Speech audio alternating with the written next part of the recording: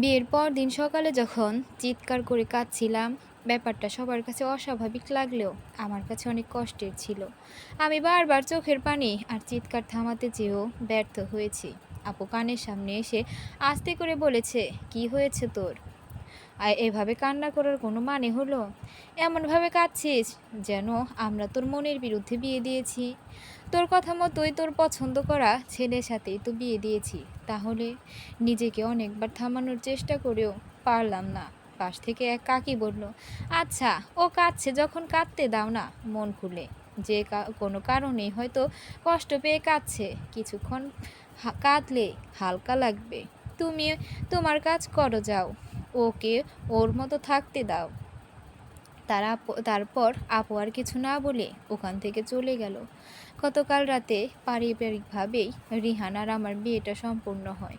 অনেকেই ভাবেন আমাদের বিয়েটা প্রেমের বিয়ে, রিহানও হয়তো সেটাই ভাবে, কিন্তু আমি বলবো এটা মিথ্যে। একটা নির্মম সত্য বুকে চেপে রেখে কত সহজেই 3বার কবুল বলে রিহানের স্ত্রী হয়ে গেলাম। ওরা হয়তো কোনোদিনও জানতে পারবে না আমার ভিতরের কথা, আমি এইভাবে কেন কাঁদছি।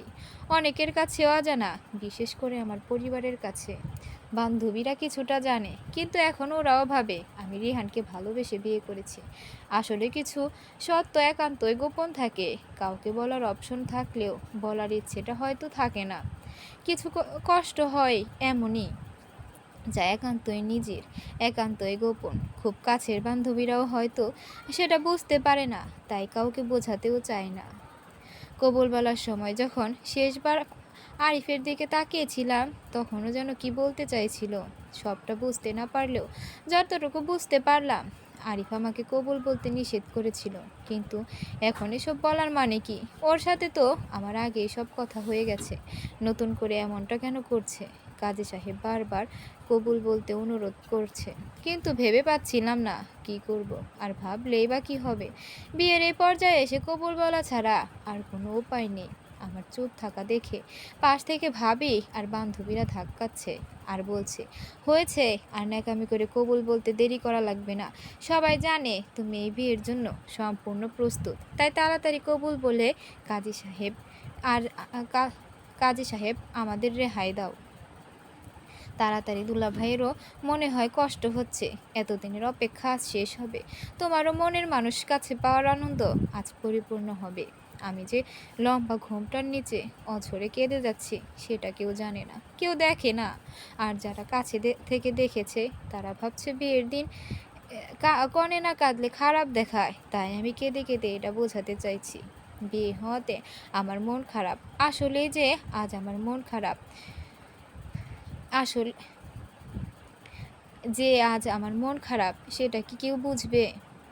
নাকি আমার বলা মুখের কথাগুলোই তারা বিশ্বাস করে খুশি থাকবে? জানি না, তবে সত্যি এটাই, আমি এই বিয়েতে মন থেকে একদম রাজি না, শুধু বাধ্য হয়ে আরিফের কথা রাখতে গিয়ে এই বিয়েতে রাজি হওয়া। কাল রাতেই আমার আর রিহানের বাসর রাত গেছে। আমাকে যখন আমার বান্ধবীরা বাসর ঘরে দিয়ে আসলো, দেখলাম ওই ঘরে অনেকেই বসে আছে, সাথে আরিফও। আমি ওকে দেখে যেন জানে ফিরে পেলাম।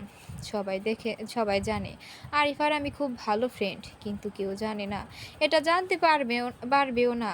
ও শুধু আমার ফ্রেন্ড নয়, ও আমার ভালোবাসা। আর ভালোবাসার মানুষের সামনে অন্য একজনের পাশে বসে আছি, যে কিনা আমার স্বামী। ভালোবাসার মানুষের সামনে অন্য একজনের সাথে বাসর ঘরে রাত কাটানো কতটা কষ্টের, এটা একমাত্র ভুক্তভোগীরা ছাড়া কেউ উপলব্ধি করতে পারবে না। কিছুক্ষণ পর যখন ওরা আমাকে আর রিহানকে একা রেখে চলে যাচ্ছিল, আমি আরিফকে জড়িয়ে ধরে কাঁদতে শুরু করলাম। রিহান এই ব্যাপারটায় রাগও হলো, বুঝলাম, কিন্তু আমার কি বা করার ছিল? আমি যে আজ একদম নিঃস্ব হয়ে গেছি। আরিফ নিজেকে আর আমার কাছ থেকে ছাড়িয়ে চলে গেল। রিহান আর আমি পাশাপাশি অনেকক্ষণ চুপ করে বসেছিলাম। রিহান আমাকে জিজ্ঞেস করলো, কি হয়েছে, মন খারাপ? আমি মাথা নাড়িয়ে না বললাম। তাহলে এভাবে কাঁদছো কেন? আমি চুপ করে রইলাম। তুমি তো বিয়ের আগে বলেছিলে আমাকে বিয়ে করতে তোমার কোনো আপত্তি নেই, তাহলে এখন তোমার এত মন খারাপ কেন? তুমি কি আমার কাছে কিছু লুকোচ্ছ? আমি চুপ। দেখো ফারিয়া, তোমার এই চুপ থাকাকে কি আমি হ্যাঁ ধরে নেব? প্লিজ আমাকে একটু সময় দেবেন। আমি সব কিছু নিয়ে একটু ডিপ্রেশনে আছি। একটু সময় পেলে সব কিছু গুছিয়ে নেব। সময় চাও ঠিক আছে, বাট আজ তো আমাদের বাসর রাত। এই সময়ের অপেক্ষায় তো আমরা এতদিন ছিলাম। আজ তোমার আপত্তি করার কারণটা আমি বুঝতে পারছি না। প্লিজ একটু বুঝিয়ে বলবে আমাকে? আমি শারীরিকভাবে অসুস্থ। মেয়েলি প্রবলেম আছে। প্লিজ, তুমি কি সত্যি অসুস্থ? জি। আচ্ছা, তাহলে রেস্ট নাও। আমি জানি না আমার মিথ্যে অসুস্থতার কথা সত্যি রিহানের বিশ্বাস হয়েছে কিনা। এই মিথ্যে বলে কোনো লাভ আছে কি না তাও জানি না। শুধু জানি আজ আমার বাসর রাত নয়, কান্নার রাত, কষ্টের রাত। রিহান আমার পাশেই, দুইজন দুই দিকে মুখ করে শুয়ে আছে।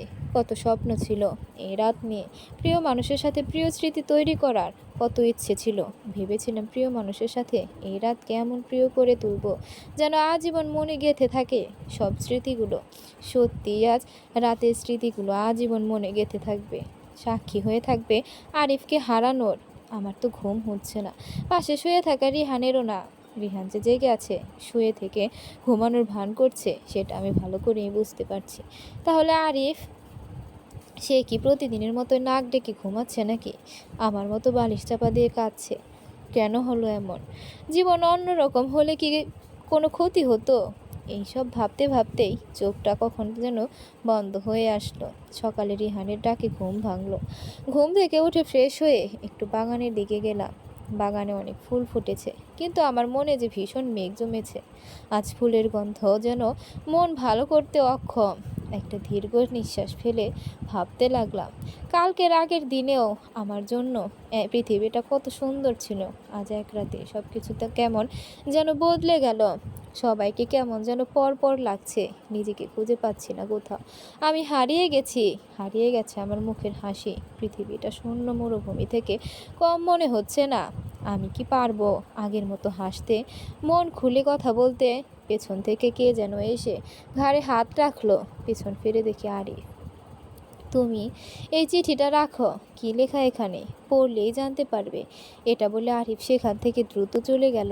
বারবার পেছন থেকে ডাকার পরও থামলো না। এর মধ্যেই আপু এসে আমাকে খুব ছাড়ি শুরু করে দিল। কি হয়েছে তোর, এত সকালে এখানে এসে দাঁড়িয়ে আসছিস? ওইদিকে নতুন বউকে সবাই খুঁজছে। আমি কিছু না বলে চুপচাপ আপুর সাথে বাড়ির ভেতরে চলে গেলাম। চিঠিটা পড়ার মতো কোনো সুযোগ পাচ্ছিলাম না। বাড়ি ভরা মানুষ, তার উপরে আমি নতুন বউ। আমাকে ঘিরে কত মানুষ বসে আছে। রিহানের দৃষ্টিও আমি খেয়াল করছিলাম। ও বারবার আমাকে দূর থেকে দেখে যাচ্ছে। আমার খুব অস্থির লাগছিল। যতক্ষণ না চিঠিটা পড়তে পারছি আমি শান্তি পাচ্ছি না। অবশেষে মাথায় একটা বুদ্ধি আসলো। ওয়াশরুম, একমাত্র সেখানেই আমি একা যেতে পারবো, কেউ ডিস্টার্ব করবে না। অবশেষে ওয়াশরুমের বাহানা দিয়ে চিঠি পড়ার উদ্দেশ্যে বাথরুমে ঢুকলাম। চিঠিটা খুলে পড়তে শুরু করলাম। চিঠিতে বড় বড় করে একটা নাম্বার লেখা, আর নিচে লেখা, প্লিজ যেভাবেই পারো আমাকে ফোন দাও। অনেক কথা আছে। আমি তোমার নাম্বারে কয়েকবার ফোন দিয়েছি, কিন্তু পাইনি। রিহানের গলা শুনে কোনো কথা না বলে ফোন রেখে দিয়েছি।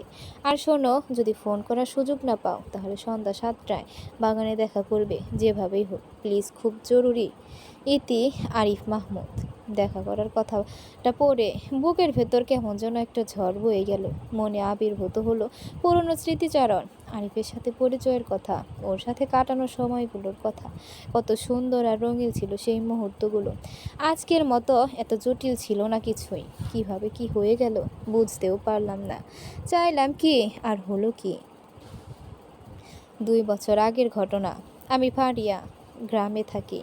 পরিবারের মা বাবা আর আমরা 2 বোন। আপুর বিয়ে হয়ে গেছে। বর্তমান আমরা 3জন আছি পরিবারে। আমার কোনো ভাই নেই, ছেলে নেই বলে মা অনেক আফসোস করলেও বাবা মেয়েদের নিয়ে খুশি। বাবা বলেন আমরা নাকি বাবার কলিজার টুকরা। আমার বাবা একজন স্কুল টিচার, মা গৃহিণী। আমাদের ছোট পরিবারে আমরা অনেক সুখী। আমার দাদি যখন মারা যায়, আপু, দুলাভাই এবং তার পরিবারের অনেকেই আসেন দাদিকে শেষবারের মতো দেখার জন্য, মাটি দেওয়ার জন্য। আপুদের পরিবারের সবাইকে আমি চিনি, কিন্তু এবার আপুর সাথে একজন ছেলে এসেছে যাকে আমি চিনি না, ইভেন এর আগে কখনো দেখিও নাই। ছেলেটা আপুর কী হয় আমি তখনও জানতাম না। জিজ্ঞেস করব করে সুযোগও পাচ্ছিলাম না। যাই হোক, ছেলেটা অনেক সুন্দর এবং স্মার্ট। আমি আপুকে গিয়ে জিজ্ঞাসা করলাম, আপু, তোমাদের সাথে যে ছেলেটা এসেছে ওইটা কে? মালটাকে তো আগে কখনো দেখিনি। কি তোর মুখের ভাষা এমন হয়েছে কেন রে? মাল মানে কি? কথাবার্তার কি ছিঁড়ি দেখছ? লেখাপড়া করছিস এইসব শেখার জন্য? ছি ছি। সরি আপু, মুখ ফসকে বের হয়ে গেছে। এই যা তো তুই এখান থেকে, তোকে দেখলে এখন আমার মাথা গরম হয়ে যাচ্ছে। আচ্ছা যাচ্ছি, কিন্তু আপু। আবার কি হয়েছে? ওই ছেলেটাকে বললে না তো। এখন তুই এখান থেকে যাবি নাকি লাথি মাইরে মাইরে বাইর করবো তোকে? আমি আর এক মুহূর্ত দেরি না করে দৌড়ে পালালাম ওখান থেকে, কারণ আমার বোন যেই চিজ লাথি দিতে তার কোনো শনি মঙ্গলবারের দরকার পড়ে না। যখন যখন খুশি মেরে দেন। আমার কোমরে যে কত লাথি খেয়েছি আপুর বিয়ের আগে তার কোনো হিসাব নেই। তবে এখন আগের মতো লাথি দেয় না, শুধু মুখেই বলে, তাও বিশ্বাস করা যায় না আবার কখন মেরে দেয়। কিছুক্ষণ পর আমার কয়েকজন বান্ধবী আসলো আমাকে দেখতে। আমি কয়েকদিন ধরে স্কুলে যাই না বলে তাদের নাকি পড়া নামার জন্য খা করছে। আসলে এই সবই নাটক। একটা ছেলের সাথে বান্ধবী মিলার সম্পর্ক। ওই ছেলের বাড়ি আমাদের বাড়ির পথে। ওনাকে দেখার জন্যই আসে আমার নাম করে। বাড়ি থেকে একটা কিছু বলে তো বের হতে হবে, তাই না? সবাই দুপুরে একসাথে খাওয়া দাওয়া করলাম, অনেকক্ষণ আড্ডা দিলাম। বিকেল হয়ে গেছে, বান্ধবীরা এখন চলে যেতে চাইছে, তাই আমি ওদেরকে এগিয়ে দেওয়ার জন্য যেই না বাড়ি থেকে বের হলাম, অমনি আপুর সাথে আসা ছেলেটা একদম আমার মুখোমুখি থমকে দাঁড়ালো। আমি বামে যাই তো সেও বামে, ডানে গেলে সেও ডানে। তাই আমি চুপ করে দাঁড়িয়ে বললাম, আপনি আগে যান, থ্যাঙ্কস। এই বলে ছেলেটা বাড়ির ভেতর ঢুকে গেল। মিলি জিজ্ঞেস করলো, ছেলেটা কে রে? জানি না, আপুদের সাথে কালকে এসেছে। ছেলেটা দেখতে কিন্তু অনেক স্মার্ট। তুই তোর আপুকে জিজ্ঞেস করিস না ছেলেটার ব্যাপারে? করেছিলাম, বিনিময়ে লাথি দিতে চেয়েছে তাই। আর তোর বোন তো একটা আজব মানুষ, এটা জানতে চাইলে কেউ লাথি দিতে চায়? হরে, আমার বোন একটা শয়তানের হাড্ডি। আচ্ছা তাহলে তুই ছেলেটাকে সরাসরি জিজ্ঞেস করে নে না, তাহলেই তো হয়। Good idea. তাহলে তাই করব। বান্ধবীদের বিদায় দিয়ে যখন বাড়িতে ফিরে আসলাম, দেখলাম ছেলেটা বসে বসে আনমনে মোবাইল টিপছে। এই তো সুযোগ ছেলেটার পরিচয় জানার। তা যাই একটু জেনে আসি তার ব্যাপারে। কাছে গিয়ে জিজ্ঞেস করলাম, হাই, আপনি কে? ছেলেটা ভ্রু কুঁচকে আমার দিকে তাকিয়ে বলল, আমি কে সেটা আপনার জেনে কি হবে? আপনি কে সেটা বলুন। আমি ওই যে মারিয়া আপু আছে না, ওর বোন ফারিয়া। দেখে কিন্তু মনে হয় না। কেন? দেখতে একদম ফকিন্নির মতো লাগে তাই। এই যে মিস্টার, আমি ফকিন্নি হতে যাব কেন? আমি তো এই বাড়ির মালকিন, বুঝলেন? তাই নাকি? কিন্তু আমি যে আপনাকে ফকিন্নি ছাড়া আর কোনো উপাধি দিতে পারছি না। আপনি তো মিয়া ভারী বেয়াদব মানুষ। আপনি নিজে যেমন সবাইকে তেমনি ভাবেন, তাই না? ধুর, আপনার মতো মানুষের সাথে কোনো কথা বলার ইচ্ছে আমার নেই। তো আপনাকে ডেকেছে কেউ কথা বলার জন্য? ধুর, কোনো কেন যে এসেছিলাম আপনার সাথে কথা বলতে। আপনি একটা শয়তান, বুঝেছেন? নিজে যেমন সে সবাইকে তেমনই মনে করবে, এটাই স্বাভাবিক। আমি আর ওই ছেলের সাথে কথা বাড়ালাম না। এই ছেলের জন্যই এই মধ্যে যেই পেস, এর সাথে কথা বললে আমি নিজেই বিপদে পড়ে যাব। অসহ্য একটা। সকালে মা বলল, ঘর থেকে 5টা ডিম লইয়া আয়, ভাইজা দে, আর আটা লইয়া আয়, রুটি বানামো। আর শোন, কোথাও যাবি না, অনেক কাজ আছে। আমার লগে নাস্তা বানাতে সাহায্য করবি। আমি মায়ের কথা মতো ঘর থেকে ডিম আর আটার ডিব্বা নিয়ে রান্নাঘরে যেতে লাগলাম। কিন্তু ডিম আর আটার ডিব্বা একসাথে নেওয়ার কারণে দুটাই হাত থেকে পড়ে গেল। ডিব্বাও ভাঙলো আর 5টা ডিমও। মা শব্দ শুনে দৌড়ে ঘরে এসে এই অবস্থা দেখে ঝাঁটা নিয়ে তেড়ে আসে আমাকে মারতে। আমি কি আর ওইখানে থাকি? এক দৌড়ে পালিয়ে আসলাম ওখান থেকে। কিন্তু শেষ রক্ষা আর হলো না। এক জমের কাছ থেকে এসে আরেক জমে শয়তানের সাথে ধাক্কা খেলাম। আমি বললাম, সরি। এই মেয়ে, তোমার সমস্যা কি? বারবার চোখের সামনে ঘুরঘুর করো, কখনো সামনে এসে প্রশ্ন করতে থাকো, আবার ধাক্কা খাও। সুন্দর ছেলেদের দেখলে মনে লাড্ডু ফুটে নাকি? এই যে মিস্টার, কাকে কি বলছেন? নিজেকে সুন্দর ভাবেন তাই না? ভাবতে যাব কেন? আমি তো আসলেই সুন্দর। ইস রে, তাহলে আমি কম কিসে? আমি কি দেখতে খারাপ নাকি? আপনি জানেন এই গ্রামের সবাই আমাকে সুন্দরী বলে ডাকে। হা হা হা, সো ফানি। এখানে ফানির কি দেখলেন? আপনি জানেন স্কুলে আমি প্রতিদিনই 4-5টা করে প্রেমের অফার পাই। ওই দিন তো চেয়ারম্যানের ছেলে আমাকে প্রপোজ করেছে, কিন্তু আমি পাত্তা দিইনি। ও মা, তাই নাকি? তো কোনো পাত্তা দেননি? কেন পাত্তা দেননি জানতে পারি? আরে ধুর, আমি কি গ্রামের এই মফিস মার্কা ছেলেদের সাথে প্রেম করব নাকি? আমি তো প্রেম করব শহরের সবচেয়ে সুন্দর স্মার্ট ধনী ছেলেটার সাথে। আহারে, এই অজপাড়া গায়ে কোনো নায়ক যে আপনার প্রেমে মরতে আসবে ভালো করেই জানা আছে আমার। আসবে আসবে, একদিন ঠিকই আসবে। দেখেন না সিনেমার মধ্যে নায়করা কিভাবে নায়িকাদের খুঁজে বের করে। এই যে মিসেস, আপনি কোনো নায়িকা নন, আর জীবনটাও কোনো সিনেমা নয়। সো বাস্তবে ফিরে আসুন। হ্যাঁ, নিজেকে সিনেমার নায়িকা ভাবছে। সিনেমার নায়িকা ভাবতে যাব কেন? তাছাড়া সিনেমার নায়িকা না হলাম, একদিন না একদিন তো কারো জীবনের নায়িকা হবই। জি না, নায়িকা তো দূরের কথা, কামের সেরিও হতে পারবেন না। কে বিয়ে করবে আপনার মতো ফকিন্নিকে? কে বিয়ে করবে সেটা নিয়ে আপনাকে ভাবতে বলিনি। আপনি যান, নিজের কাজ করুন, যত সব। আমি তো নিজের কাজই করছিলাম, আপনি তো এসে ব্যাঘাত ঘটালেন। হইছে হইছে, আর কথা বললেন না। আসলে আমার কপাল খারাপ, নাকি আমি খারাপ বুঝতেছি না। আপনিই খারাপ। হা হা। আবার আপনি কথা বলতেছেন? এবার কিন্তু সত্যি এক বাড়ি দিয়ে আপনার মাথা ফাটিয়ে দিব। ছেলেটা আর ওইখানে দাঁড়ালো না, কোথায় যেন চলে গেল। কুত্তা বিলাই হনুমান বীর বীর করে আরও কত রকমের গালি দিয়েছিলাম সেদিন, তার কোনো হিসাব নেই।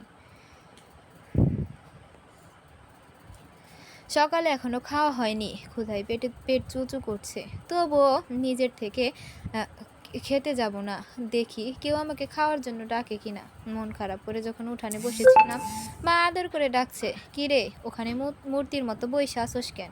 খাইতে আয়। না, খামো না, তোমার দৌড়ানি খাইয়া পেট বইরা গেছে।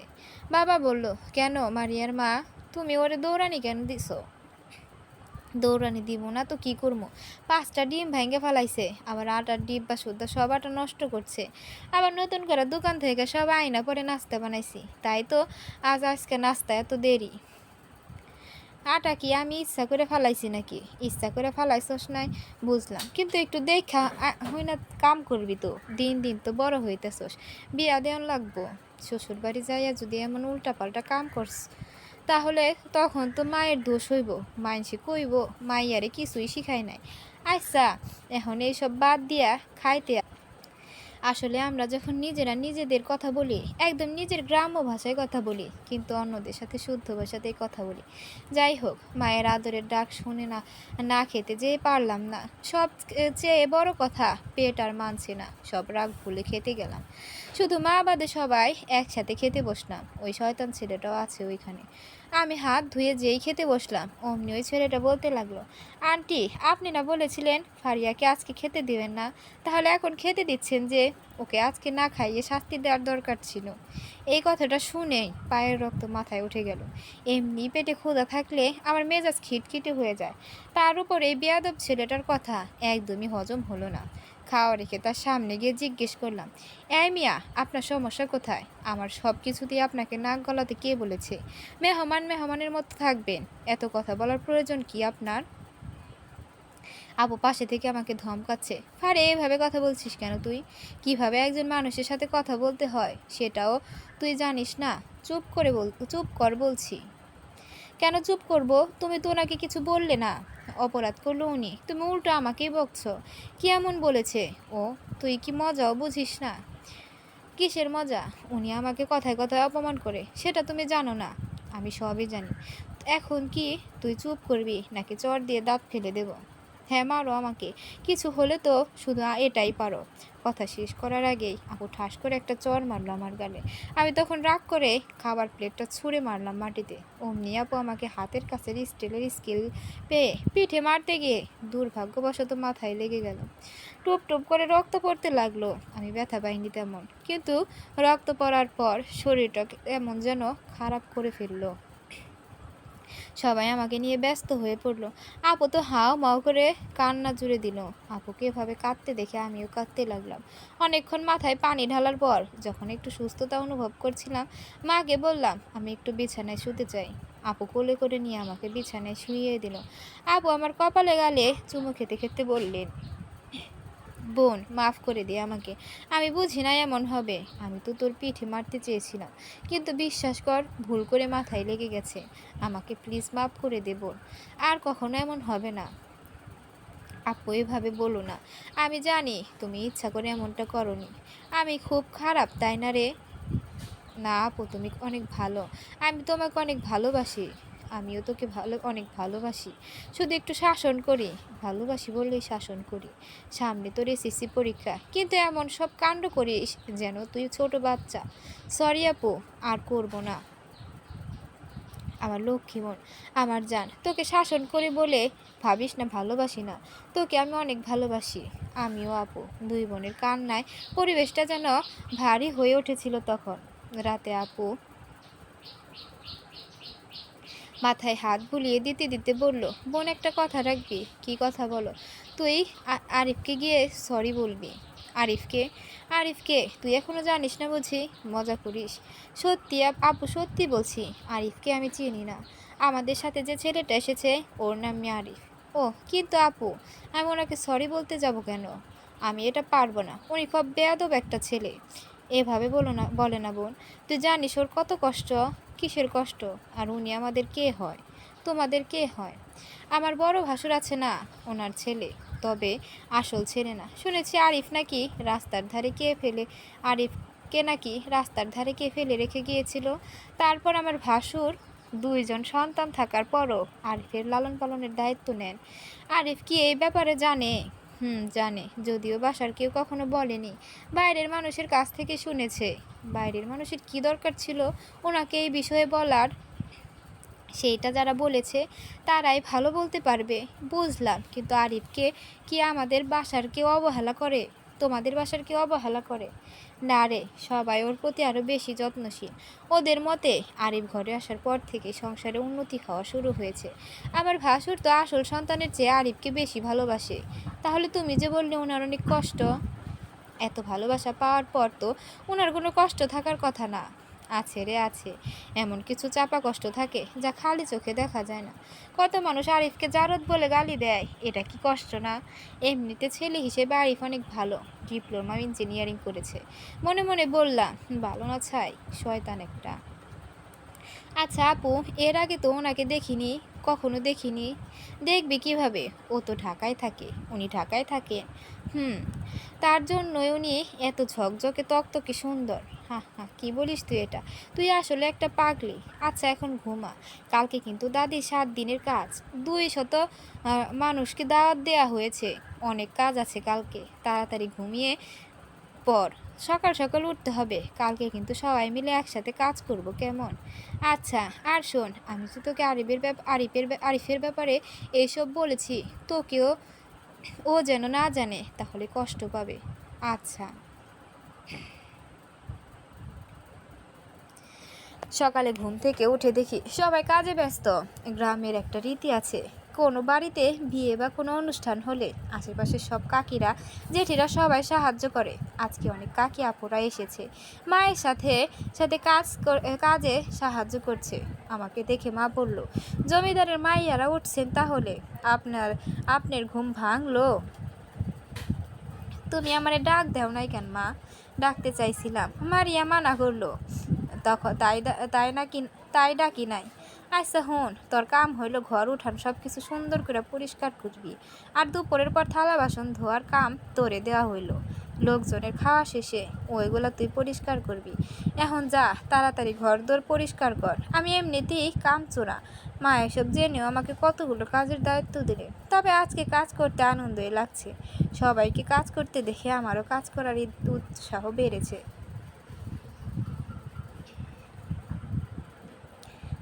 দুপুরে লোকজন সবাই খাওয়া শেষে চলে গেলেন। এখন আমার থালাবাটি ধোয়ার পালা। কলপারে থালা বাসন দেখে আমার মাথায় আকাশ ভেঙে পড়লো। এত থালা বাসন, এইগুলো ধুতে ধুতে তো রাত হয়ে যাবে। ভয় পেয়ে কোনো লাভ নেই, আমাকেই যখন করতে হবে দেরি করার দরকার কি। লেগে গেলাম কাজে, সবগুলো আগে মেজে নিলাম, কিন্তু একা একা কল চেপে ধুতে পারছিলাম না। বারবার মাকে ডাকছিলাম, মা একটু আয়সা কলটা চাপ দাও না, একা একা পারতেছি না তো, দাঁড়া আসতেছি। যতবার মাকে ডাকি ততবারই একই কথাই বলে, কিন্তু আসার কোনো নামগন্ধই নাই। আবার যখন চিৎকার করে মাকে ডাকলাম তখন আরিফ এসে কল চাপতে লাগলো। আমি বললাম, আপনার চাপা লাগবে না, আমি পারবো। পারবে যখন তাহলে চিৎকার করে তোমার মাকে ডাকছো কেন? আমার মা আমি ডাকবো, তাতে আপনার কোনো সমস্যা? আমার সমস্যা না, কিন্তু উনি কাজ করছেন তাই আসতে পারছেন না। কেন, আমি কল চেপে দিলে কি কোনো সমস্যা? আমি আর কিছু বললাম না। এমনি সন্ধ্যা হয়ে আসছে, মাও ব্যস্ত, আমিও একা একা পারছি না। কোনো উপায় না পেয়ে বদমাস ছেলেটার সাহায্যই নিলাম। চাঁদনি রাত, সবাই উঠানে বসে আড্ডা দিচ্ছে। কাকা কাকি জেঠামা বাবা আপু দুলাভাই আরও অনেকেই, অনেক রকমের আলাপ হচ্ছে সেখানে। কে কে আসলো, কয়জন খেলো, রান্না কেমন হলো, ইত্যাদি ইত্যাদি। এইসব আলাপ শুনতে বিরক্ত লাগছিল, তাই ওখান থেকে একটু দূরে গিয়ে বসলাম। আপুর ফোনটা নিয়ে গান শুনছিলাম। হঠাৎ দেখি আরিফ পাশে এসে বসলো। আমি একটু অবাক হলাম। আরিফ আমাকে জিজ্ঞেস করলো, মাথার ব্যথা কি কমেছে? আমি আপনাকে কখন বললাম যে আমার মাথার ব্যথা? কালকে যে মাথা ফেটে রক্ত বের হয়েছিল সেটার কথা বলেছি। ও, ওইটার কথা তো আমি কালকেই ভুলে গেছি। মাথা থাকলে নিশ্চয়ই মনে থাকতো। সরি কালকের ব্যাপারটার জন্য, আমি আসলে মজা করেই ওইটা বলেছিলাম। বুঝি নাই ব্যাপারটা এত সিরিয়াস হয়ে যাবে। আপনি কেন সরি বলছেন? সরি তো আমার বলা উচিত, আমি আসলে ওভার রিয়াক্ট করে ফেলেছি। আচ্ছা, যা হয়েছে হয়েছে, এখন কি আমরা ভালো ফ্রেন্ড হতে পারি? হতেই পারি, বাট আপনি কি আমার মতো ফকিন্নির সাথে ফ্রেন্ডশিপ করবেন? আরে ওইগুলো আমি জাস্ট তোমাকে রাগানোর জন্য বলেছি। আমাকে রাগিয়ে আপনার লাভ? মজা লাগে তোমাকে রাগাতে। তোমাকে দেখি সবাই অনেক চেতায়, আর তুমিও বোকার মতো রেগে যাও, তাই আমিও একটু ভালো। তুমি বলেছিলে না গ্রামের সবাই তোমাকে সুন্দরী বলে ডাকে। তুমি আসলে অনেক সুন্দর আর মিষ্টি, একটু রাগী বাট অনেক ভালো। এইগুলো কি মন থেকে বলছেন নাকি ফান করছেন? ফান না, একদম ভেতর থেকে বলছি। আচ্ছা তাহলে আজ থেকে আমরা ভালো বন্ধু। ওকে ওকে। সেদিন থেকে শুরু হলো আমাদের বন্ধুত্ব। সেদিনের পর থেকে আরিফ আর আমার মধ্যে একটা বন্ধুত্বপূর্ণ সম্পর্ক তৈরি হলো। ওর প্রতি রাগগুলো ভালো লাগায় পরিণত হচ্ছিল। ওর প্রতি ভালো লাগা দিন দিন বেড়েই চলেছে, কিন্তু ভালো লাগার মুহূর্তগুলো শেষ হয়ে আসছিল। আপু বলল কালকে সকালে নাকি ও চলে যাবে। কথাটা শুনে খুব খারাপ লাগছিল। আমি আপুকে বললাম আর কয়েকদিন থেকে যেতে, কিন্তু আপু বলল এখন নাকি আর থাকা সম্ভব না।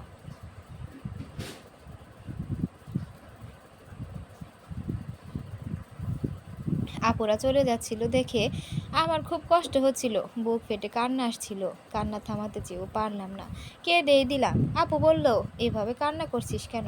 আমি আবার কিছুদিন পর চলে আসব, তোর পরীক্ষা শেষ হলে তোকে নিয়ে যাব। আরিফ আমার হাতে একটা ছোট কাগজ ধরিয়ে দিল। আমি জিজ্ঞেস করলাম কি এইটা? আমার ফোন নাম্বার, যদি কখনো কোনো প্রয়োজন পড়ে আমাকে ফোন দিও। আমার তো মোবাইলই নেই, তোমার আব্বুরটা দিয়ে দিবে। আচ্ছা। তারপর ওরা বিদায় নিয়ে চলে গেল। আমি অনেক দূর পর্যন্ত ওদের এগিয়ে দিয়ে আসলাম, যতক্ষণ না চোখের আড়াল হলো দাঁড়িয়ে দাঁড়িয়ে ওদের যাওয়া দেখছিলাম। বাড়িতে আসতেই বুকের ভিতরে হাহাকার দিয়ে উঠল। সব কিছু কেমন খালি খালি লাগছে। দাদির অভাবটা যে এই কয়েকদিনে ব্যস্ততার ভিড়ে বুঝতে না পারলেও এখন খুব মিস করছি দাদিকে। কোনো কিছুই ভালো লাগছে না, চিৎকার করে কান্না করতে ইচ্ছে করছে। শুয়ে শুয়ে কাঁদছিলাম, দাদি নেই বলে ঘরটা খালি খালি লাগছে। আবু চলে গেছে বলে খারাপ লাগছে, কিন্তু কান্না। আমি কি সত্যি আপু বা দাদির জন্য কাঁদছি? তাহলে দাদি যেদিন মারা গেল সেদিনও তো আমার এতটা কান্না আসেনি। আপু তো প্রায়ই আসে যায়, কই তখন তো কান্না করি না।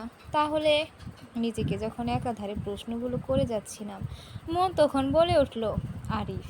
নামটা মনে পড়তেই বুকের ভিতরে একটা ঝড় বয়ে গেল। এলোমেলো প্রশ্নের উত্তর পেয়ে মনে একটা প্রশান্তি অনুভব পেলাম। হ্যাঁ আরিফ, ওর জন্যই আমার এত মন খারাপ। কিন্তু কেন? আবারও কাঁদতে লাগলাম। শুয়ে থাকতে ভালো লাগছিল না, তাই একটু বাইরে গিয়ে বসলাম। কিন্তু না, কোথাও একটু শান্তি খুঁজে পাচ্ছি না। আমি দম বন্ধ আমার আমি দম বন্ধ হয়ে আসছে আমার। কোনো কেন এমন হচ্ছে? এর আগে তো কোনো ছেলের জন্য এমনটা অনুভব করিনি। বারবার আরিফের সাথে কাটানো মুহূর্তগুলোর কথা খুব মনে পড়ছে। একদিন ওর যে কথাগুলো আমাকে খুব রাগাতো, আজ সেই কথাগুলো ভেবেই আনন্দ অনুভব করছি। খুব আফসোস হচ্ছে ওর সাথে করা খারাপ ব্যবহারের জন্য। ও যে যে জায়গাগুলোতে বসে থাকতো, যেখানে আমাদের কথা হয়েছিল, সেই জায়গাগুলোতে একটু আলাদা শান্তি খুঁজে পাচ্ছিলাম। সারাদিন কিছু খাইনি বলে মা বকছে। আমি মাকে কিভাবে বোঝাবো আমার পেটে খিদে নেই? মন খারাপ থাকলে যে পেটের খিদাও চলে যায়, এই প্রথম জানলাম। এর আগে তো আমার অনেক মন খারাপ হয়েছে। কই, তখন তো না খেয়ে থাকতে পারিনি, বরং মা যখন রাগে বলতো আজ তোকে খেতে দিব না, আমি তখন জোর করে খেয়ে নিতাম। না খাওয়া রাগটা তো আমার আগে ছিল না, আজ থেকেই কি জন্ম নিল তাহলে? সন্ধ্যায় টেবিলে বসে পড়ছিলাম, যদিও পড়ায় কোনো মন নেই। এরই মধ্যে আপু ফোন দিল। মা আমার হাতে মোবাইলটা দিয়ে গেলেন কথা বলার জন্য। আমি ফোনটা কানে ধরতে আপু বলল, কী রে, কী খবর তোর? সারাদিন নাকি কিছু খাসনি? আমি কথা বলতে পারছিলাম না। আপু বলতে গেলেই গলা ভারী হয়ে আসছিল। কী করছিস এখন শুনি? কাঁদো কাঁদো গলায় বললাম, পড়ছি। বাহ, আমার বোন এতই ভদ্র হয়ে গেছে যে খাওয়া পানি বাদ দিয়ে লেখাপড়া শুরু করে দিয়েছে। শোন, আগে খেয়ে নে, পরে পড়তে বসবি। মন খারাপ করিস না, আমি কিছুদিন পরে আবার আসবো, বলেছি তো। হুম। আচ্ছা শোন, আরিফ নাকি তোর সাথে কথা বলবে। ওর নাকি আমাদের বাড়িতে অনেক ভালো লেগেছে, সময় পেলে নাকি আবার যাবে। বাবা মা আর তোর কথা অনেক সুনাম করলো। আর শোন, কথা শেষ হলে আগে খেয়ে নিবি কেমন? আমি কিন্তু রাতে আবার ফোন দিব। নে এখন আরিফের সাথে কথা বল। আপু আরিফের কাছে ফোনটা দিল। আরিফ ফোন ধরে বলল, হ্যালো। সারাদিন কিছু খাওনি কেন? আমি কথা বলতে পারছিলাম না, হিসকি তুলে কান্না শুরু করলাম। এভাবে কাঁদছো কেন পাগলি? আমি চুপ, চোখের পানি অঝরে ঝরেই যাচ্ছিল। এভাবে কেঁদো না প্লিজ, আমার কিন্তু কষ্ট হচ্ছে, আমারও কান্না আসছে। আমি চুপ। আচ্ছা তুমি কাঁদতে থাকো, আমি ফোন রাখছি। না তো কি করব? তুমি তো কথা না বলে শুধু কেঁদেই যাচ্ছ। তুমি কি ভাবছ তোমার একই কষ্ট হচ্ছে? আমার হচ্ছে না, আমারও কষ্ট হচ্ছে। তফাৎ শুধু তুমি কাঁদতে পারো, আমি কাঁদতে পারি না। আমার অনেক কষ্টেও কান্না আসে না। পুরুষরা মেয়েদের মতো কষ্ট পেলেই কাঁদতে পারে না, বুঝেছো? হুম। কি মিস ইউ সেম। আচ্ছা শোনো, কালকে আমি ঢাকা চলে যাব, তুমি সুযোগ পেলে আমাকে ফোন দিও। শুক্রবার সারাদিন ফ্রি থাকি, যখন খুশি ফোন দিতে পারো। এখন রাখছি, পরে কথা হবে। আচ্ছা শোনো, অনেক তো কাঁদলে, এখন একটু হাসো তো দেখি। আমি হাসলে কি আপনি দেখতে পাবেন? না দেখতে পারলাম, অনুভব তো করতে পারবো। হা হা, হয়েছে। হ্যাঁ হয়েছে, এখন রাখি। বাই। বাই। আরিফের সাথে কথা বলার পরে মুহূর্তে মন ভালো হয়ে গেল। কি আশ্চর্য, ক্ষুধাও লেগে গেছে এখন। অবশেষে পাথর চাপা কান্নার কষ্টের বিলীন হলো। একটা জিনিস বুঝতে পারলাম, শুধু আমিই নই, আরিফও আমাকে মিস করছে। আরিফের সাথে আমার প্রতি শুক্রবার ঘন্টার পর ঘন্টা কথা হতো। এত কথা বলি, তাও যেন কথা শেষই হতে চায় না। সারা সপ্তাহ শুক্রবারের অপেক্ষায় থাকতাম। কি কথা বলতাম একটু একটু করে সাজিয়ে গুছিয়ে রাখতাম। এই অপেক্ষা আমাকে অনেক আনন্দ দিত। ওর সাথে যখন কথা বলতাম, নিজেকে পৃথিবীর সবচেয়ে সুখী মনে হতো। ওর কথা বলা, ওর চলাফেরা, সব কিছুই আমার ভালো লাগতো। আপনি ডাকটা আস্তে আস্তে তুমি তো পরিণত হলো। ওর সাথে যখন কথা বলতাম, সে এক আলাদা অনুভূতি, যে অনুভূতিগুলো লিখে বা বলে প্রকাশ করা যাবে না। এই এক অন্যরকম অনুভূতি, অনেক কিছু পাওয়ার অনুভূতি, প্রথম প্রেমের অনুভূতি। আমি ধীরে ধীরে বুঝতে পারলাম আমি আরিফের প্রেমে পড়ে গেছি। কিন্তু আরিফকে কেন জানি বলতে পারছিলাম না, একটা ভয়। যদিও ও রিজেক্ট করে, আর আমাদের সম্পর্কও তো মিলে না। যদিও বিয়ে জায়েজ আছে, কিন্তু আমাদের পরিবার কখনোই সেটা মেনে নেবে না। দেখতে দেখতে আমি এইচএসসি দিলাম, এইচএসসি শেষ করলাম। রেজাল্ট ভালো হওয়ায় বাবা আমাকে একটা টাচ স্ক্রিন ফোন কিনে দিল। বাবা এখন বলেছে আমাকে বিয়ে দিয়ে দেবে। বিয়ের পর যদি স্বামী পড়াশোনা করতে দেয় আর করব, আর না হলে নাই। আমি বাবাকে বলেছি আরও পড়তে চাই, কিন্তু বাবার সেই এক কথা, বিয়ের পরে স্বামী চাইলে পড়াবে। আরিফের সাথে পরিচয় প্রায় 2 বছর। এই 2 বছরে আরিফের সাথে 2-1বার দেখা হয়েছিল। এসএসসির পর আপুদের বাড়ি গিয়ে কিছুদিন ছিলাম, তখন আরিফের সাথে দেখা হয়েছিল। তখন ওর সাথে ভালো সময় কেটেছিল। এখনও যখন আরিফের সাথে কথা বলি অনেক ভালো লাগা কাজ করে, কিন্তু জানি না এই ভালো লাগা আর কতদিন টিকবে। বাবা যেভাবে আমাকে বিয়ে দেওয়ার জন্য উঠে পড়ে লেগেছে, মনে হচ্ছে আরিফের থেকে অতি শীঘ্রই অনেক দূরে চলে যাব। প্রতিদিনই বিভিন্ন জায়গা থেকে বিয়ের প্রস্তাব এসেই চলেছে, কিন্তু আমি মত না দেওয়ার কারণে বাবা এগোতে পারছেন না। দিনগুলো চলে যাচ্ছিল কোনো মতো। আরিফের সাথে নিয়ম করে শুক্রবার কথা বলা, খাওয়া, ঘুম এগুলোই ছিল আমার রুটিন। কিন্তু হঠাৎ এই নিয়মের ব্যতিক্রম ঘটলো। এই শুক্রবার আরিফ আর কোনো ফোন দিল না। আমি ফোন দিলেও রিসিভ করে না। আরিফ কেন এমন করছিল আমি বুঝতে পারছিলাম না। মনে হাজারটা প্রশ্ন জাগতো, উত্তরের জন্য ওর ফোনের অপেক্ষা করতাম, কিন্তু না, ওর ফোন আর আসে না। তবুও অপেক্ষা করতে থাকতাম, নিজেকে চ্যালেঞ্জ করতাম। যদি আরিফ আমাকে ভালোবেসে থাকে তাহলে অবশ্যই একদিন না একদিন ফোন দিবে। মাঝে মাঝে নিজেকে বোঝাতাম, আবার মাঝে মাঝে এই বুঝগুলো মন মেনে নিত না। না থাকতে পেরে ফোন করে বসতাম, কিন্তু আরিফ ফোন রিসিভ করতো না। চিন্তায় আমি দিন দিন অসুস্থ হয়ে পড়ছিলাম, কিন্তু ঠিক মতো খেতে পারতাম না, ঘুমাতে পারতাম না। এভাবে 2 সপ্তাহ যাওয়ার পর সেই চেনা নাম্বার থেকে ফোন আসলো। আমি ফোনটা রিসিভ করে বললাম, আরিফ। কোথায় ছিলে এতদিন? কতবার ফোন করেছি তোমায়, দেখেছো? টেনশনে আমার খাওয়া ঘুম সব উঠে গেছে, অসুস্থ হয়ে গেছি আমি। তুমি কেন এমনটা করলে? তোমার যদি কোনো সমস্যা হয়ে থাকে আমাকে ফোন করে একবার বলতে পারতে, তাহলে এতটা টেনশন হতো না। আমাকে নিয়ে শুধু শুধু তোমাকে টেনশন করতে কে বলেছে? আমি শুধু শুধু টেনশন করছি? হ্যাঁ, শুধু শুধু টেনশন করছো। ফোন দেই না বলে খাওয়া দাওয়া ছেড়ে অসুস্থ হয়ে পড়তে হবে? আমি তো আর মরে যাইনি, মরলে অবশ্যই খবর পেতে। কেন কেন করো তুমি এমন? কেন করি সেটা তুমি বুঝো না? না, বুঝি না। সত্যি কি বুঝো না? জানি না। আরে প্লিজ আমার সাথে এমন এভাবে কথা বলো না। আমি সহ্য করতে পারি না, অনেক কষ্ট হয় আমার। তোমাকে ছাড়া আমি অন্য কিছু ভাবতে পারি না। তুমি ছাড়া আমার বাঁচা অসম্ভব হয়ে পড়েছে। এই অসম্ভবকেই সম্ভব করতে হবে। কেন আরিফ, আমরা কি একসাথে বাঁচতে পারি না? সেটা সম্ভব না। কেন সম্ভব না সেটা তুমি ভালো করেই জানো। আরিফ, সত্যি করে একটা কথা বলো তো, আমার জন্য কি তোমার মনে কিছুই নেই? আছে, উই আর গুড ফ্রেন্ড, শুধু ফ্রেন্ড, আর কিছু না। আর কিছু থাকলেও সেটা ওখানে মাটি চাপা দিতে হবে। যা সম্ভব নয় সেটাকে মনে জায়গা দিয়ে আর কষ্ট বাড়াতে পারবো না। সব কিছু এখানে মাটি চাপা দিয়ে দিলেই কি কষ্ট কমে যাবে? না, তবে আর এগোতে চাই না। চলো না আরিফ, আমরা দূরে কোথাও পালিয়ে যাই। পালিয়ে গেলেই বা কোথায় যাব? আর তুমি কি ভাবছো আমরা পালিয়ে গেলে কিছুদিন পর সবাই আমাদের মেনে নেবে? না, কখনোই সেটা হবে না। বরং আমাদের জন্য আমাদের পরিবারের লোকজন কষ্ট পাবে। তোমার বোন মানে আমার কাকিমা, উনি আমাকে কতটা ভালোবাসেন জানো? আমি তার ভালোবাসার পরিবর্তে তাকে এত বড় কষ্ট দিতে পারবো না। তুমি কি চাও তোমার জন্য তোমার বোনের সংসারে অশান্তি হোক? আমাদের জন্য তার জীবনে অন্ধকার নেমে আসুক? না আরিফ, আমি এটা চাই না, কিন্তু তোমাকে ছাড়াও আমি বাঁচতে পারবো না। বাঁচতে হবে নিজেদের জন্য না, আমাদের পরিবারের জন্য হলেও আমাদের সঠিক সিদ্ধান্ত নিতে হবে। না আরিফ, এমনটা বলো না। যেই আমি তোমাকে ছাড়া একটা মুহূর্ত থাকতে পারছি না, সেই আমি সারাটা জীবন তোমাকে ছাড়া কীভাবে থাকতে হবে? শুধু নিজেদের কথা ভাবলেই চলবে না, আমাদের পরিবারের কথাও ভাবতে হবে। আমার বাবা মানে যে আমাকে রাস্তার ধারে পেয়ে কোনো কিছু না ভেবেই বুকে জড়িয়ে নিয়েছিল পরম আদরে, আমি কিভাবে সেই বাবাকে কষ্ট দিতে পারি বলো? আমি যদি এমনটা করি তাহলে আর কখনো কোনো বাবা কোনো অসহায় শিশুকে আশ্রয় দেবে না।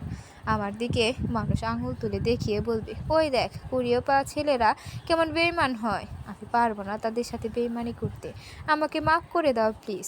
চলে যখন যাবে তাহলে কেন জীবনে এসেছিলে? তখন বুঝিনি বন্ধুত্ব ভালোবাসায় রূপ নেবে। প্লিজ আরিফ, আরেকবার ভেবে দেখো, আমাদের ভালোবাসা এভাবে শেষ হয়ে যেতে পারে না। কে বলেছে ভালোবাসা শেষ হয়ে যাবে? ভালোবাসাটা আজীবনই রয়ে যাবে। শুধু 2টা শরীরের মিল হবে না, আত্মার মিল তো আমাদের রয়েই যাবে। আমি পারবো না আরিফ তোমাকে ছাড়া থাকতে। এই কষ্ট যে সহ্য করার মতো না, সহ্য করতে হবে। দেখো না আমি কিভাবে সহ্য করে যাচ্ছি। এই 2 সপ্তাহ তোমার সাথে কথা না বলে থাকতে যে কতটা কষ্ট হয়েছে সেটা তোমাকে বোঝাতে পারবো না। শেষবারের মতো একটা কথা বলবো, রাখবে কি? কি বলো? তুমি রিহানকে বিয়ে করে নাও। রিহানকে বিয়ে করলে আর কিছু না হোক তোমাকে মাঝে মাঝে দেখতে পারবো তো, এটুকু নিয়েই না হয় বেঁচে থাকবো। কোন রিহান? যে পরিবার গত সপ্তাহে তোমাকে দেখতে এসেছিল, আজকে বিকালে আবারও যাবে। সেই ছেলেকে তোমার দুলাভাই পছন্দ করেছে। রিহান ছেলেটা ভালো, ভালো চাকরি করে। ওর বাড়ি আমাদের বাড়ির পাশে, সম্পর্কে আমার কাকা হয়। আর সবচেয়ে বড় কথা, রেহান আর আমি খুব ভালো বন্ধু। অনুরোধ রইল তোমার কাছে, এই বিয়েতে মত দিয়ে দাও। এই বলে আরিফ ফোন রেখে দিল। আমি চিৎকার করে কাঁদতে লাগলাম। ইস, কি কষ্ট! বুকের ভিতরটা দুমড়ে মুচড়ে শেষ হয়ে যাচ্ছে। সব কিছু কেমন অন্ধকার লাগছে। আরিফের কথা মতো সত্যিই বিকেলে আমাকে দেখতে আসলো। আমি যখন মায়ের মুখে শুনলাম এরা আপুদের বাড়ির কাছের লোক, ওদের পাশের আত্মীয়, তখন বুঝে নিলাম এরাই রিহানের পরিবার। এবার আর আপত্তি করলাম না, বিয়েতে মত দিয়ে দিলাম। ওনারা আমাকে আংটি পরিয়ে দিয়ে গেলে। শুনেছি ছেলে নাকি 6 মাস পরে ডিপার্টমেন্ট থেকে বিয়ের অনুমতি পাবে, তখন আমাকে বউ করে ঘরে তুলে নিয়ে যাবে। রিহানের পরিবার আমাকে জিজ্ঞেস করলো আমার এই বিয়েতে আপত্তি আছে কিনা। আমি মাথা নাড়িয়ে না করলাম। আপত্তি করলে কি আমি তাদের সেটা বলতে যাব? আরিফ যখন চেয়েছে আমি বিয়েটা করি, তাহলে সেটাই হোক। আর আমিও ভেবে দেখলাম, একেবারে দূরে যাওয়ার চেয়ে যদি আরিফের কাছাকাছি থাকতে পারি, তাহলে তো কখনো আরিফকে দেখতে পারবো। রিহানকে বিয়ে না করলেও কাউকে না কাউকে তো বিয়ে করতেই হতো, তাই আরিফের পছন্দ মতোই করলাম। একজনকে ভালোবেসে আরেকজনকে বিয়ে করার জন্য প্রস্তুতি নিচ্ছি। এইটা যে কতটা কষ্টের কিভাবে বোঝাবো। মাঝে মাঝে যখন খুব বেশি কষ্ট হতো, আরিফকে ফোন দিয়ে কান্না করতাম। আরিফ আমাকে বোঝাতো আর বলতো, যখন খুব বেশি কষ্ট লাগবে তখন আমাকে না, রিহানকে ফোন দিবি। ওর সাথে যখন সারাটা জীবন কাটাবে, তাই ওর কাছাকাছি যাওয়ার চেষ্টা করো। আমার সাথে কথা বললে তোমার কষ্ট বাড়বে, বই কি কমবে না। তাই এখন আর আরিফকে ফোন দেই না। খুব কষ্ট হলে চিৎকার করে কাঁদি, তবুও আরিফকে ডিস্টার্ব করি না। রিহান প্রতিদিন 4 থেকে 5 বার ফোন দেয় আমার কাছে। কথা বলি, মন চায় না কথা বলতে, তবুও বলি। আরিফ বলে বিয়ের যখন 6 মাস দেরি আছে, তাহলে এই 6 মাস প্রেম করে নেই। আমিও হুম হুম করে যাই। রিহান ভাবে আমি সত্যিই হয়তো ওর সাথে প্রেম করছি। লজ্জা পাই বলে বেশি কথা বলি না, কিন্তু আমার মনের ক্ষতটাও কখনো বুঝতে পারবে না, বুঝতেও দেব না। এভাবে আমাদের বিয়ের দিন ঘনিয়ে আসলো। অবশেষে বিয়ে সম্পূর্ণ হলো। আর বিয়ের দিন কবুল বলার সময় আরিফ কিনা আমাকে বলে কবুল বলতে নিষেধ করেছে। কি হাস্যকর না ব্যাপারটা। দরজার ও পাশে আপুর কণ্ঠে ভাবনা থেকে ফিরে আসলাম। আপু আমাকে ধমকাচ্ছে। কি হয়েছে তোর? কাল থেকেই কতগুলো আজব কাণ্ড করে দেওয়া যাচ্ছিস। 1.5 ঘন্টা ধরে ওয়াশরুমে কি করছিস তুই? আমি চিঠিটা লুকিয়ে ফেললাম, তারপর দরজা খুলে বললাম কিছু না। এই বলে ঘরে এসে চিৎকার করে কাঁদতে লাগলাম। বিয়ের পর দিন সকালে আমাকে এভাবে কাঁদতে দেখে অনেকে ব্যাপারটা স্বাভাবিকভাবে নিচ্ছে না, কিন্তু আমারও কিছু করার নেই। অপেক্ষায় আছি সন্ধ্যা 7টার জন্য। আরিফ আমাকে কেন বাগানে দেখা করতে বলল সেটা জানতে হবে। সন্ধ্যা 7টায় দেখা করার কথা থাকলেও এখন বাজে 7:30। চারদিকে অন্ধকার নেমে এসেছে, ভালো করে কিছু দেখা যাচ্ছে না। আমি আরিফকে দেখতে না পেলেও ও আমাকে দেখে জিজ্ঞেস করলো এত দেরি করলে কেন? সবাইকে লুকিয়ে আসতে পেরেছি, এটাই বেশি। ওকে, এখন চলো। কোথায়? সেটা তো তোমাকে সকালে চিঠিতেই জানিয়েছি। কি বলছো তুমি আবোল তাবোল? তুমি তো কাগজটায় শুধু একটা নাম্বার লিখে দিয়েছিলে আর জরুরিভাবে ফোন করতে বলেছিলে। ওইটা তো আমি পরে নিজে তোমাকে দিয়েছি, কিন্তু এর আগে যে তোমার জায়ের ছেলেরা হাতের কাছে যে চিঠিটা দিয়েছি, ওইটা তুমি এখনো পড়োনি। কিভাবে পড়বো? ওইটা তো আমি হাতেই পাইনি। কি বলছো এসব? আচ্ছা আরিফ, চিঠিটা অন্য কারো হাতে চলে যায়নি তো? আর তুমি কেন একটা 6 বছরের বাচ্চার হাতে চিঠি দিতে গেলে? ও তোমাকে ঠিক মতো চেনেও না। আমি তো রাহাতকে সুন্দরভাবে বুঝিয়ে বলেছি নতুন বইয়ের হাতে দিবে। চিঠিটা যদি অন্য কারো হাতে পড়ে যায়, বুঝতে পারছো কি হবে? আমরা চলে যাওয়ার পর এমনিতেই সবাই সব কিছু জেনে যাবে। দেরি না করে এখন তাড়াতাড়ি চলো। কি জেনে যাবে সবাই? আমাদের পালিয়ে যাওয়ার কথা। পালিয়ে যাব মানে আমরা এখন ঢাকায় পালিয়ে যাব। ঢাকায় যাওয়ার পর তুমি রিহানকে ডিভোর্স দেবে, তারপর আমরা বিয়ে করে নেব। Are you mad Arif? তুমি বুঝতে পারছো তুমি কি বলছো? হ্যাঁ, খুব ভালো করে। আমি যখন পালাতে চেয়েছিলাম তখন তুমি পালাওনি, বরং আমাকে বিয়ে করতে বাধ্য করেছ। তখন বুঝতে পারিনি তোমাকে অন্য কারো পাশে দেখে আমার এতটা কষ্ট হবে। এখন তাড়াতাড়ি চলো, একটু পরেই হয়তো সবাই তোমাকে খোঁজাখুঁজি শুরু করে দেবে। যদি বলি আমি তোমার সাথে কোথাও যাব না, তাহলে আমি জানি তুমি এটা কখনো বলবে না। কিভাবে জানলে? আমার প্রতি তোমার ভালোবাসা থেকে জেনেছি। আর এতদিন একদিন তুমিই বলেছিলে তোমাকে নিয়ে পালাতে। ওই একদিন আর আজকের দিন কি এক হলো? হয়তো এক না, কিন্তু আমরা নিরুপায়। আর রিহানের সাথে বিয়েতে তোমাকে রাজি করার জন্য কাকিমা আমাকে বলেছিল। কাকিমার কথা রাখতেই আমি সেদিন তোমাকে ওইসব বলেছিলাম। তাহলে আজ কেন তোমার কাকিমার কথার বরখেলাপ করছো? শোনো আরিফ, যেদিন আমরা আলাদা হয়েছিলাম দুটো পরিবারের কথা ভেবে তুমি তোমার পরিবারের কথা ভেবেছো, আমাকেও ভাবতে বাধ্য করেছো। কিন্তু এখন আমরা দুটো পরিবারে সীমাবদ্ধ নেই। আমি এখন অন্য পরিবারের সাথে জড়িয়ে গেছি। এখন আমি অন্য কারো স্ত্রী হয়ে গেছি। এখন এবং কালকে এই মানুষটার সাথে রাতও কাটিয়েছি। তুমি পারবে একজনের সাথে রাত কাটানো মেয়েটার সাথে সংসার করতে? আই ডোন্ট কেয়ার, আমার ওইগুলো নিয়ে কোনো মাথা ব্যথা নেই। আমি তোমাকে ভালোবাসি। তোমাকে আমি অন্য কারোর সাথে সহ্য করতে পারছি না। আমার অনেক কষ্ট হচ্ছে।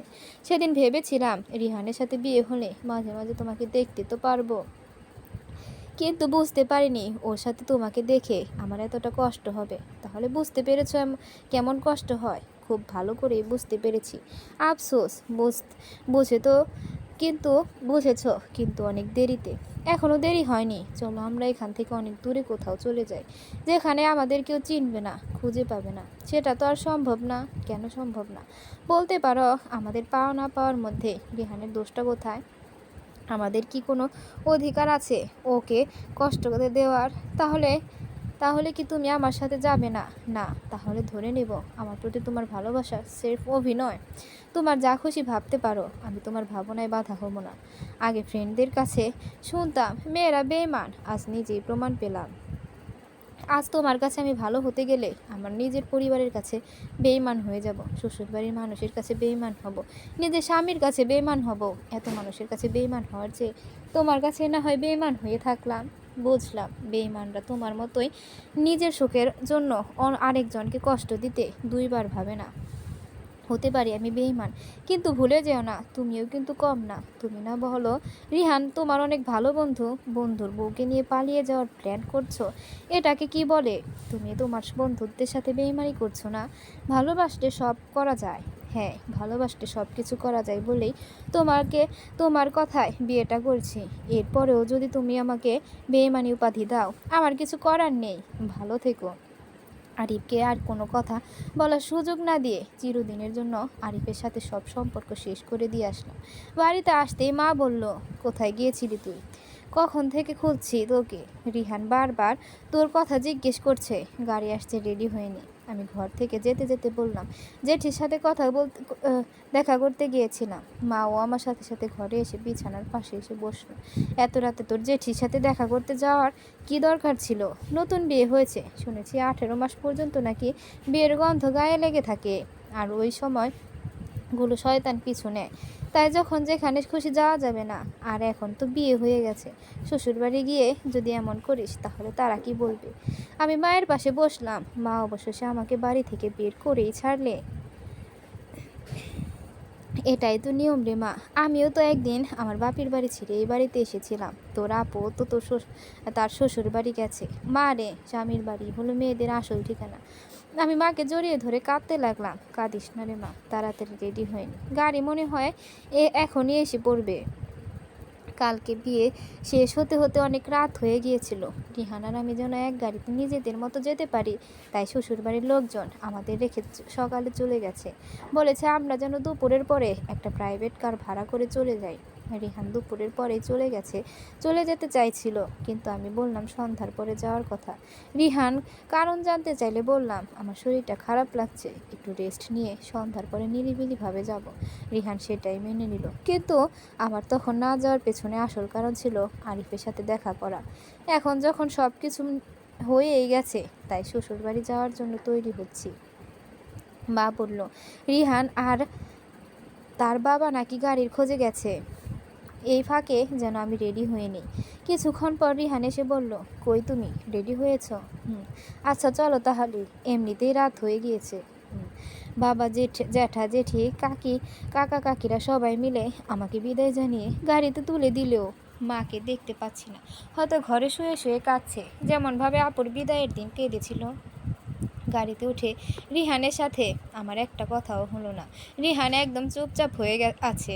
আমার কেন জানি মনে হচ্ছে রিহান আমার উপরে রেগে আছে, অথবা ও অভিমান হয়েছে। ও হয়তো আমার কিছু অস্বাভাবিক আচরণের কারণ খুঁজে পাচ্ছে না, তাই চুপ করে আছে। দেখতে দেখতে পৌঁছে গেলাম শ্বশুর বাড়ি। শাশুড়ি মা আমাকে বরণ করে গাড়ি থেকে নামালেন। বাড়িতে ঢুকতেই দেখি অনেক মানুষের ভিড়। তারা যেন অধীর আগ্রহ বসে আছে নতুন বউ দেখবে বলে। রাতে 1টা পর্যন্ত চললো আত্মীয় স্বজনদের আনাগোনা, বউ দেখা দেখির পালা। আমার এখন সত্যি বিরক্ত লাগছে। বিরক্তির চাপ হয়তো মুখেও ফুটে উঠেছে। তাই তো শাশুড়ি মা জিজ্ঞেস করলেন, তোমার খারাপ লাগছে? না, ঠিক আছি। আসলে বিয়ে বাড়িতে এমনই হয়। আচ্ছা, এখন ঘরে যাও। আর তুমি তো তখন কিছুই খাওনি, ক্ষুধা লেগেছে? না। আচ্ছা, আমি কিছু খাবার তোমাদের ঘরে পাঠিয়ে দিচ্ছি। শাশুড়ি মা ননদকে ডেকে আমাকে ঘরে দিয়ে আসতে বললেন। ননদ আমাকে ঘরে নিয়ে যেতে যেতে বলল, ভাবি, তোমার কোনো ভাই নাই? না। কেন? এমনি ভেবেছিলাম তোমার ভাইয়ের সাথে প্রেম করব। 12 বছরের মেয়ের মুখে এমন কথা শুনে আমিও হেসে দিলাম। ঘরটা বেশ সাজানো গোছানো।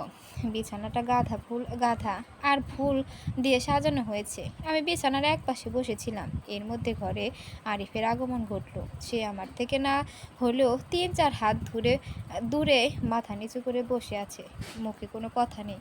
ওর চুপ থাকা দেখে আমি আগে কথা বললাম। আঙুলের ইশারায় একটা দরজার দিকে ইশারা করে বললাম, ওইটা কি ওয়াশরুম? তাহলে চলেন দুইজনেই গোসল করে নিই। এখন গোসল? ঘড়িতে দেখো কয়টা বাজে। 1টা 15। এত রাতে কি কেউ গোসল করে? সমস্যা কি? এখন তো আর শীত না। তাছাড়া ওয়াশরুম যখন ঘরের ভেতরে, তাহলে আর কোনো সমস্যা হবে না। এর আগে কখনো এত রাতে গোসল করেছো? করিনি, কিন্তু আজ করব। আর আমাদের গোসলখানা যদি আপনাদের মতো ঘরের ভেতর থাকতো, তাহলে হয়তো আগেও করতাম। হাসি রেখে এখন চলেন গোসল করতে একসাথে। আমি একবার অনেক লজ্জা পেলাম, মাথা নিচু করে চুপ করেছিলাম। আচ্ছা, আগে তুমি করো, আমি তোমার পরে করব। একটা মুচকি হাসি দিয়ে বললাম, আচ্ছা। ওয়াশরুম থেকে বের হতেই রিহান বলল, তোমাকে অনেক সুন্দর লাগছে, একদম ফ্রেশ দেখাচ্ছে। আমি মুচকি হাসি দিয়ে বললাম, এখন আপনি গিয়ে গোসল করেন, পরে আমরা একসাথে নামাজ পড়ব। ও, তাহলে এই কারণে এত রাতে গোসল করা? জি। কিন্তু এই নামাজ নাকি বিয়ের প্রথম রাতে পড়তে হয়। ধরতে গেলে তো আজকেই আমাদের বিয়ের প্রথম রাত। তা ঠিক বলেছ, কালকে রাত তোমার কান্না করতে করতেই গেছে। এখন আপনি গোসল করবেন নাকি শুধু কথা বলেই যাবেন? আচ্ছা, যাচ্ছি। দুজনে একসাথে দাঁড়িয়ে 2 রাকাত নফল নামাজ পড়লাম। নামাজ শেষ করে মোনাজাত ধরলাম। শুনেছি বিয়ের প্রথম রাতে এই 2 রাকাত নামাজের অনেক ফজিলত। রাতে স্বামী স্ত্রী নিজেদের জীবনের কল্যাণ চেয়ে আল্লাহর কাছে ফরিয়াদ করলে আল্লাহ দোয়া কবুল করেন। হাত তুলে মোনাজাত করে আল্লাহর কাছে চাওয়া যায়, তাই নাকি পাওয়া যায়। 2 হাত তুলে আল্লাহর কাছে সব কষ্ট থেকে মুক্তি চাইলাম। আমি যেন আরিফকে ভুলে রিহানের সাথে সুন্দরভাবে জীবন শুরু করতে পারি। আরিফ আমার প্রেম, যেটা ইসলামের দৃষ্টিতে হারাম, কিন্তু রিহান আর আমার সম্পর্ক তো একদম হালাল। অবশ্যই আল্লাহ বিয়েতে অনেক ফজিলত দিয়েছেন, আর সেই ফজিলতপূর্ণ জীবনটাই আমি চাই। মোনাজাত করতে করতে চোখের পানি ঝরে পড়ছিল। মোনাজাত শেষে যখন রিহানের দিকে তাকালাম, দেখি ও আমার দিকে এক ধ্যানে তাকিয়ে আছে। আমি বললাম, কি হয়েছে? এভাবে কি দেখছেন? ভাবছি তোমার এত কষ্ট কিসের? কালকে থেকে শুধু কেঁদেই যাচ্ছ। মেয়েদের বাবার বাড়ি ছেড়ে যাওয়ার কথা উঠলে কান্না আসে, সেটা আপনি ছেলে মানুষ বুঝবেন না। দুইজন পাশাপাশি বসে মাথা দিয়ে শুয়ে পড়লাম। রিহান আমার হাত ধরে বলতে লাগলো, জানো, কালকে তোমার কান্না দেখে আমি কত কষ্ট পেয়েছিলাম। আমার তো মনে হচ্ছিল আমি তোমাকে জোর করে বিয়ে করেছি। আমি বুঝতে পারছিলাম না কোন কারণে তুমি এভাবে কাঁদছো। আজকে সারাদিনও এই একটা জিনিস আমার মাথায় ঘুরপাক খেলছে। সরি বলতে হবে না। তোমার মুখের হাসিতে আমার সব কষ্ট হারিয়ে গেছে। তোমার মন কি এখন ভালো হয়েছে? একটা কথা বলবো? বলেন। তুমি আর কখনো আরিফকে অমন করে জড়িয়ে ধরবে না। তুমি জানো না আমার কতটা কষ্ট হয়েছিল। কেন কষ্ট হয়েছে? আমি তো আপনার বন্ধুকেই জড়িয়ে ধরেছি, অন্য কাকে তো না। থাক, বন্ধু বলে আমার স্ত্রী তাকে জড়িয়ে ধরবে, আমি এটা সহ্য করব না। আমি তো তখন ভয় পেয়ে গেছিলাম, মনে হচ্ছিল তুমি আরিফকে ভালোবাসো, কিন্তু পরে আবার তওবা করলাম আমার এমন উল্টোপাল্টা ভাবনার জন্য। আচ্ছা, আমাদের কাছে কি আরিফকে ছাড়া আর কোনো টপিক নেই কথা বলার? না মানে অনেকক্ষণ ধরে এই একটা বিষয় নিয়েই কথা বলে যাচ্ছি। হ্যাঁ, আছে তো। এই বলে রিহান আমাকে আর তার বুকের মধ্যে জড়িয়ে নিল। কপালে চুমু খেয়ে বলল, আমি তোমাকে অনেক ভালোবাসি। আমিও। রিহান আমাকে আরও কাছে টেনে নিল। আমিও তাকে কোনো বাধা দিইনি। মনের কষ্টটা মনেই থাক। ফেলে আসা সময়ের কষ্টগুলো না হয় রিহানের অজানাই থাক। আমি রিহানকে কোনো কষ্ট দিতে চাই না। এই সারাটা জীবন ওকে জড়িয়ে ধরে এভাবেই সুখে জীবন কাটাতে চাই।